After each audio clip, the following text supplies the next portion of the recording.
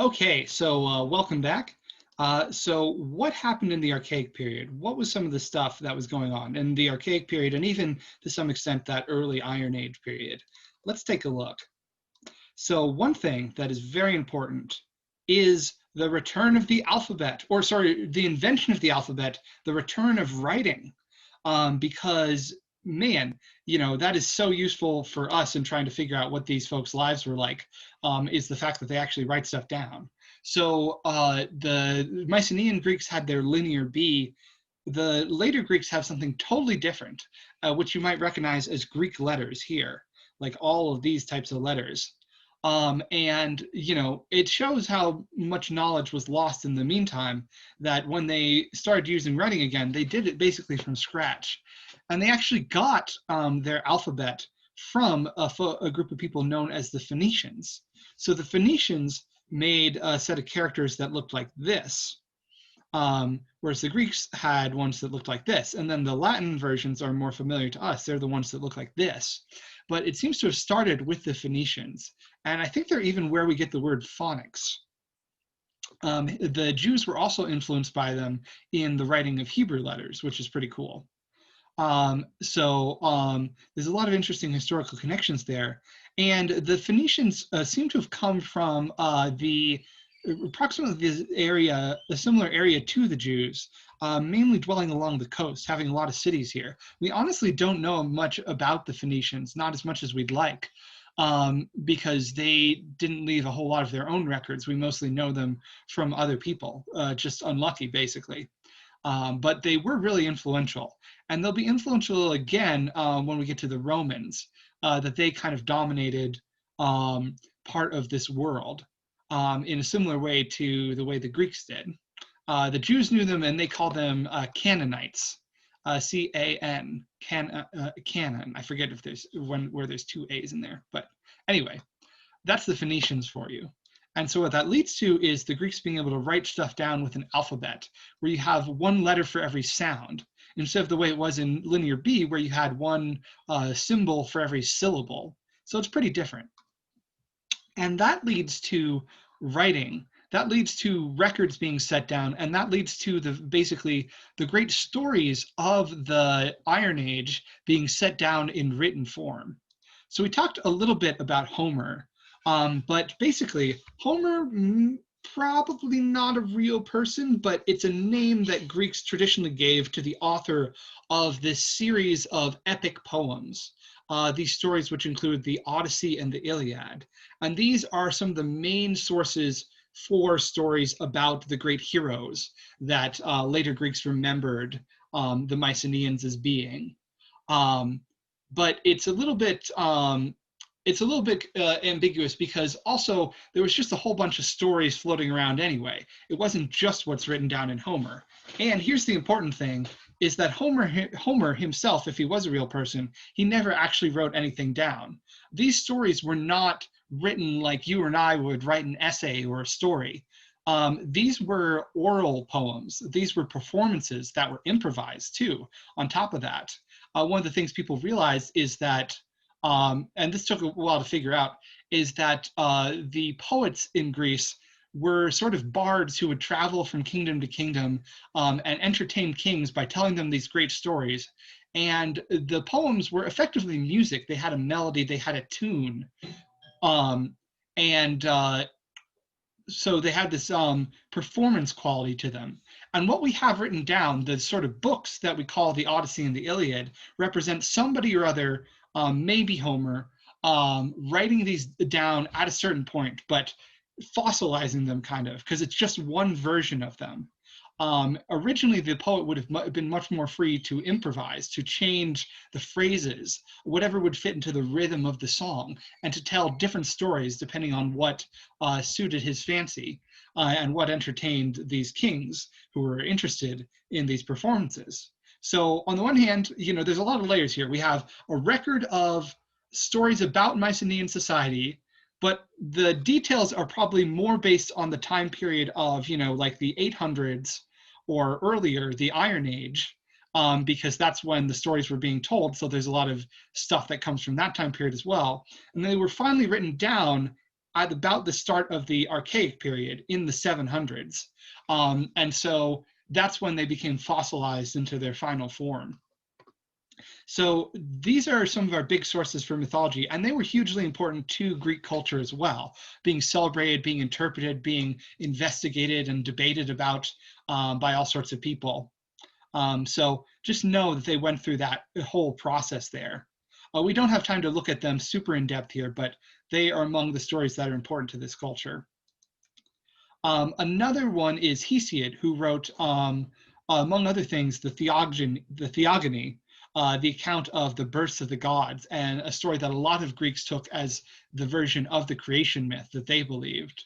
Of course, there were other interpretations as well, and like Homer, this legendary poet, or the writer down of all this poetry, was basically just working with something that was already out there in a variety of different forms. And when we get to Greek playwrights, we'll see that they're also all interested in just presenting their own version of a particular myth or story. So there's a lot of layers to all of this. But this kind of fossilization is going on in the Archaic period and in the Iron Age as well. But we usually think it's the 700s when both of these guys get written down. So probably around the start of that Archaic period. And what else is happening in that Archaic period? We have something very interesting, which is that the Greeks are founding new cities. So we start off by having city-states in here. And this is pretty much what the Mycenaeans had going on, and then they collapse. And then some of those cities become important city-states again, they regrow, or others are new city-states that get started. And during the 700s to the 500s, these city-states, they sort of send out, seeds to other parts of the world.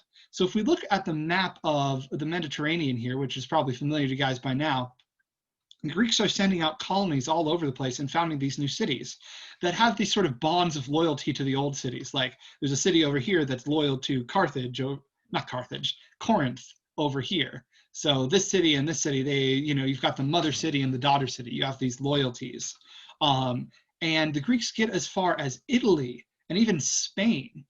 So this part of Italy is really influenced by the Greeks. That's part of why the Romans are so influenced by the Greeks. And especially this coast here of what is now Turkey is going to be really important because the Greeks are dropping so many cities over here and they become really important.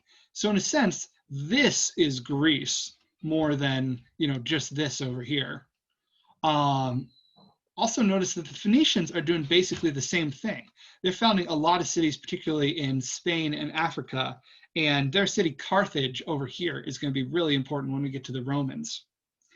But yeah, that's the colonization process. And we don't know to what extent it involves taking land from other people.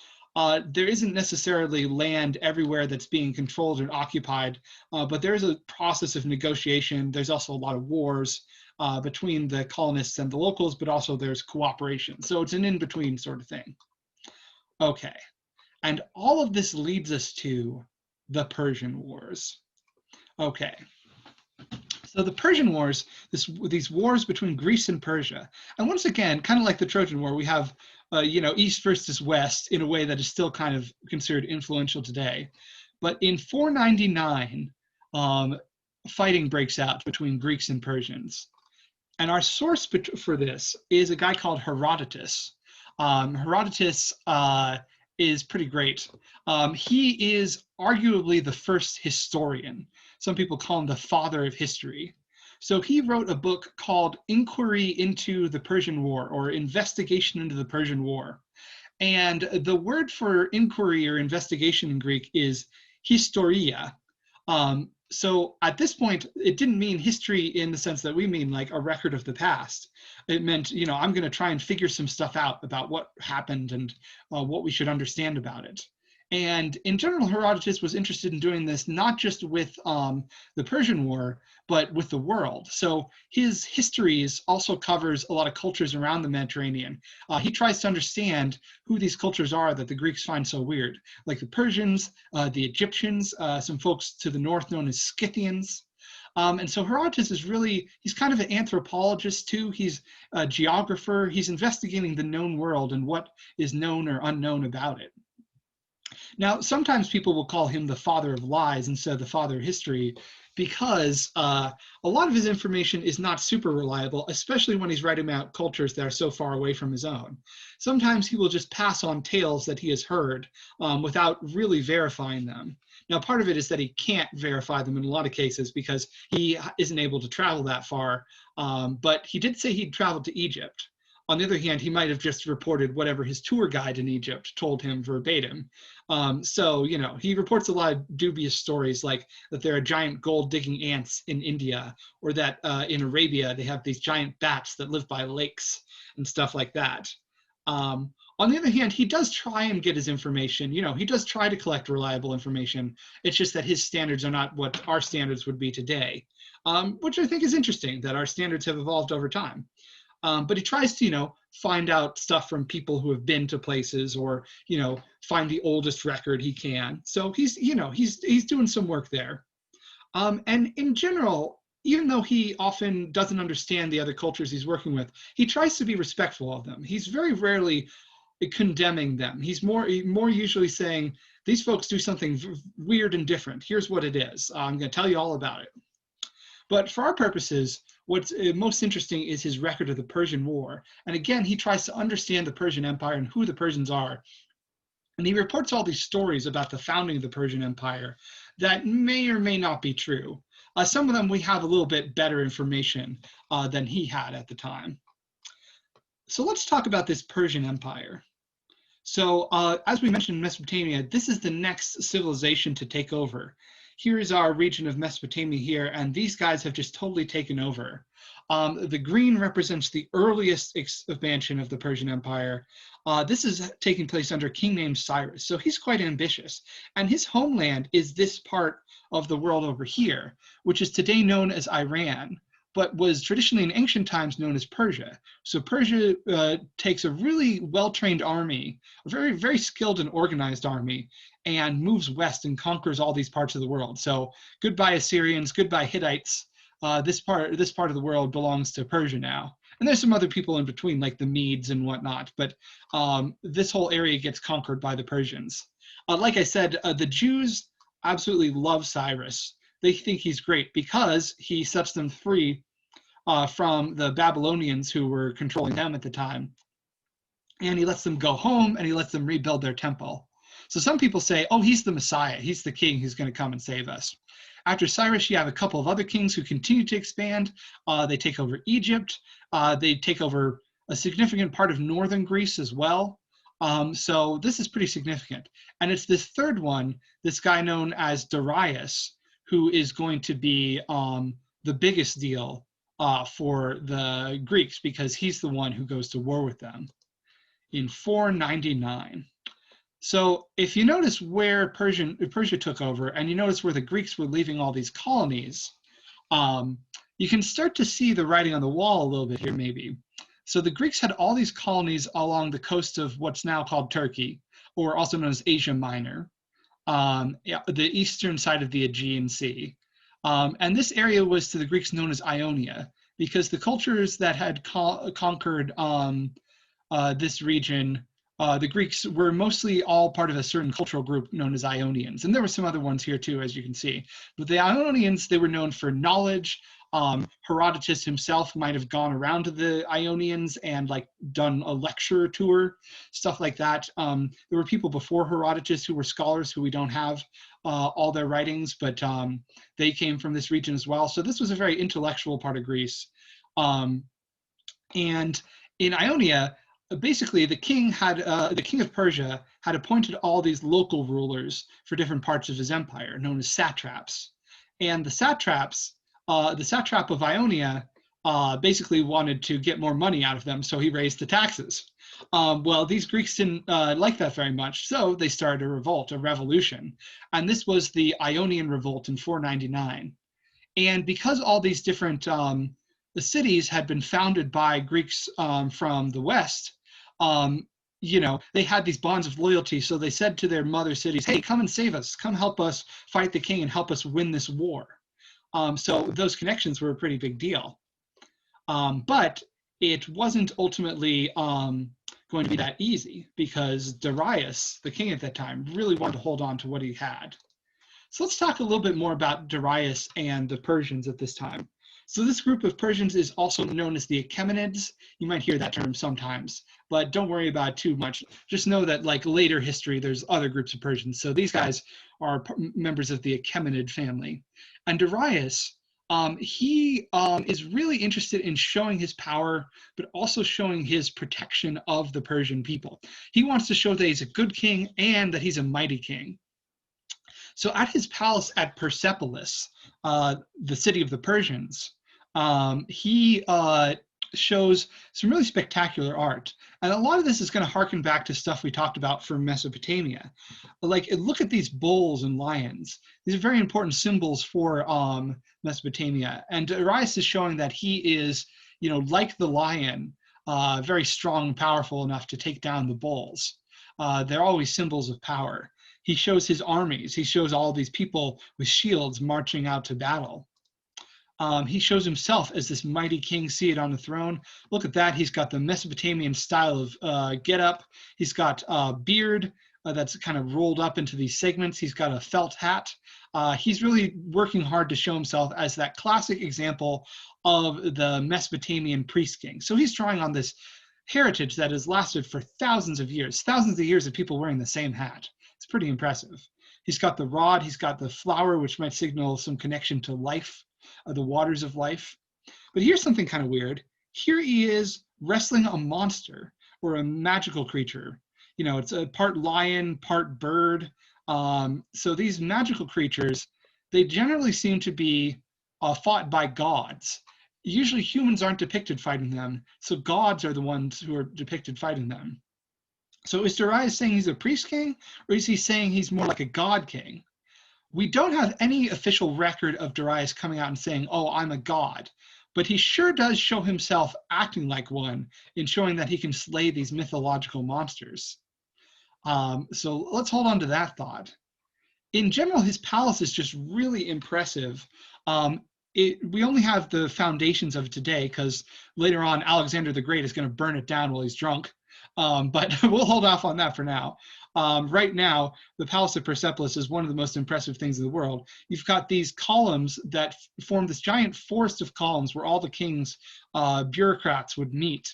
And in this forest of columns, they would be like 70 meters tall, these columns. So it was a pretty impressive thing. You would definitely be dazzled. You've got the armies. Interestingly, other things on the steps at Persepolis show people being led by the hand to go meet with the king. Sometimes they are kings and rulers of other lands that he has conquered. And being led by the hand is, again, usually something that's associated with a god, not with a king. So he's, again, invoking that godlike imagery without coming out and saying he's a god. And one more really interesting bit of art that Darius leaves is the Behistun inscription. So this is on one of the roads in Persia, a crossroads where everyone, you know, passing by would see this monument, kind of like a billboard or like, you know, a street sign coming into the territory of the Persians. And so here Darius is, nope, sorry, this is not Darius. This is Darius right here. So here's Darius. He's got his guards here. He's probably the biggest person in the scene. There's that hieratic scale again, making people more important, making them bigger. And he's got all of these people who are being led in chains to him. And we believe we're pretty darn sure, these are captured kings who are being led to swear their obedience to him. So this is a power move, right? And with these ancient kings, it's all about the power moves. He is showing that he is so great that he has other kings answering to him. He makes them bow down and worship him, or at the very least, give him money and swear their loyalty to him. Kind of funny over here, this guy looks like one of the Snow White dwarves, and that is because he is a Scythian, and Scythians very often wear these pointy hats in this art, and we'll talk about the Scythians in a little bit. But yeah, as you can see, this is a power move. And the inscription says much the same thing. So this is another instance of words and text being used together. And the text basically says the same thing. It says, that I am this powerful king, but also that I am a king who's going to take care of you. He says, if the Persian people are protected thereafter for the longest time, happiness unbroken will by Ahura, Ahura is the name of the god, come down upon this royal house. So I'm going to be happy. I'm going to be blessed with eternal happiness from God if I protect and take care of the Persian people. That's part of this message too. So that's all a pretty big deal. And you might be wondering about this figure here. This is Ahura, also known as Ahura Mazda. So this brings us into another one of our interesting religions around the world that we see in the course of this course. So Ahura Mazda is part of the religion of Zoroastrianism, which is all based on the teachings of the prophet Zoroaster. So Zoroaster preached that there was a really good god known as Ahura Mazda, and there was a really evil god known as Angra Mainyu. And Ahura Mazda is associated with light and happiness and joy and love and good, positive things like that. Whereas Angra Mainyu is associated with darkness and evil and harm and things like that. So the universe is divided into these two poles, this absolute good and this absolute evil. And human beings have to turn away from evil and move towards good, using prayers and connections to God, to this god Ahura. So a lot of people think that this later became an influence on Jewish religion and on the Abrahamic religions in general, that is also Christianity and Islam, picked up a lot of ideas from this sort of battle between good and evil at a certain point. So that's pretty interesting. Fire is a big symbol for Zoroastrians, and there are actually some Zoroastrians around today. A lot of them live in Iran, and some of them live in India, where they are known as Parsis, the people from Persia. They're still around. Zoroastrianism is still around. Fire is a big part of their religious tradition, but as they're very careful to tell you, they don't worship fire. What they do is they use fire as a symbol of their god, of Ahura. So fire is a symbol of God. It is not God himself, but God is the one who created fire and created light and all these sort of positive things like that. So that's pretty cool.